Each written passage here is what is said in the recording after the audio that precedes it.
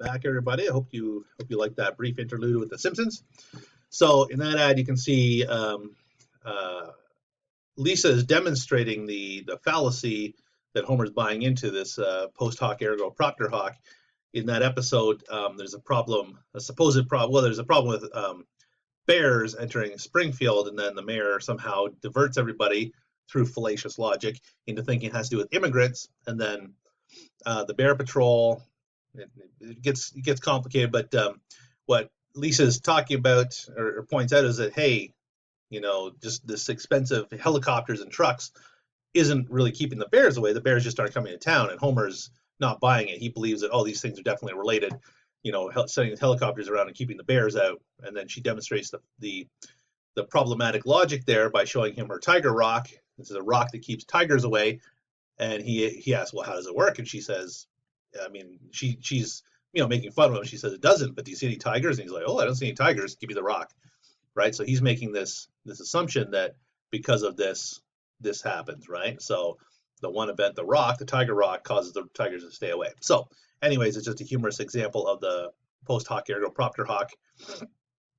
And we see this problem with causation and correlation and causality all the time.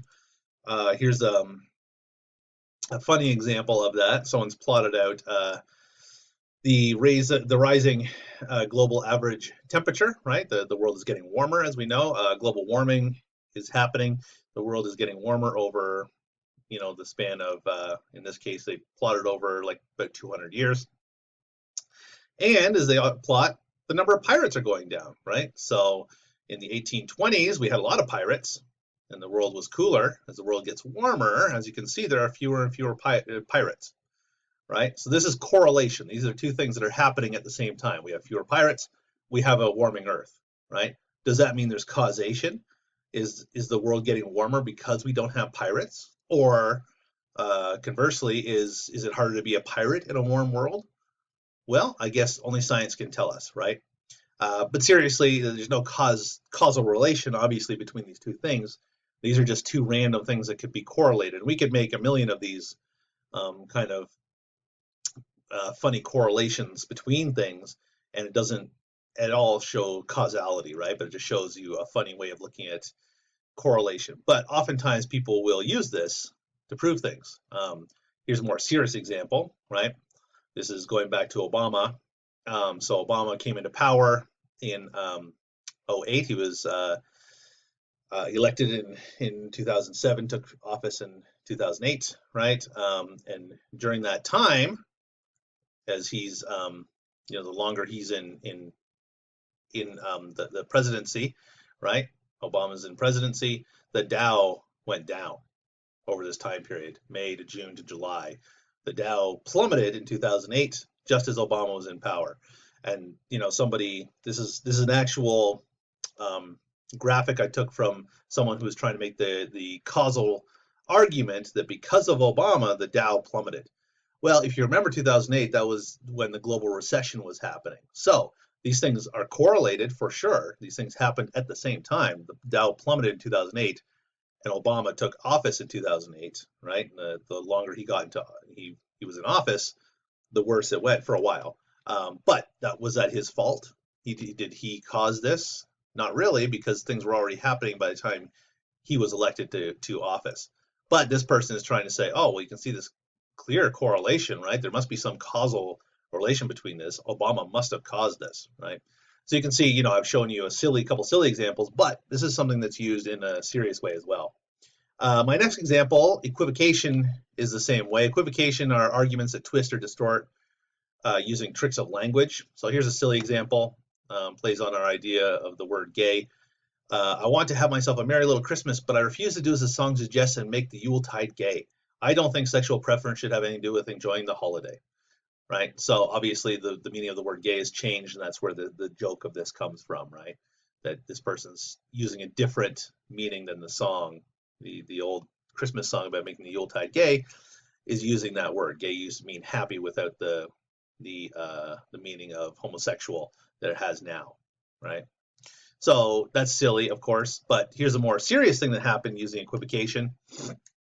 You might remember back in the 90s, Hillary Hillary is the more famous Clinton these days, I guess. Bill Clinton was the president, and he had sexual relations with Monica Lewinsky. He claimed under oath, I did not have sexual relations with that woman, Miss Lewinsky, right? And he was equivocating because when he was called on this, he said that he didn't, when he said he didn't have sexual relations, he meant something other than oral sex. He said, oh, in my mind, oral sex doesn't count as sexual relations.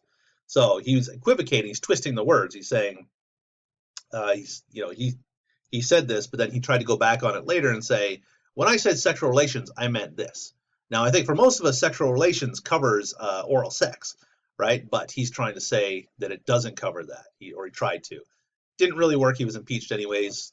He wasn't fully impeached, but anyways, you could go back and read about that. But he definitely did try to twist the words that he had, or the testimony he'd given under oath, by trying to redefine this term sexual relations. So equivocation happens all the time. People go back on their and try to twist what they've said in the past to make it fit what they want it to. Okay, so equivocation. The next one is straw person or straw man, if you want to be sexist in your language. And this is another really common one, probably up there with ad hominem. This happens all the time, especially in politics. And this is when you present the weakest, most extreme or exaggerated form of your opponent's argument that you can easily attack. Like if, say I'm against guns. I want gun control, and I say, hey, we should ban guns and or assault rifles with big magazines and blah blah blah. And then someone comes along and says, oh, this guy Ian, he wants to ban guns. He wants to ban assault rifles, big magazines, and that's just the beginning.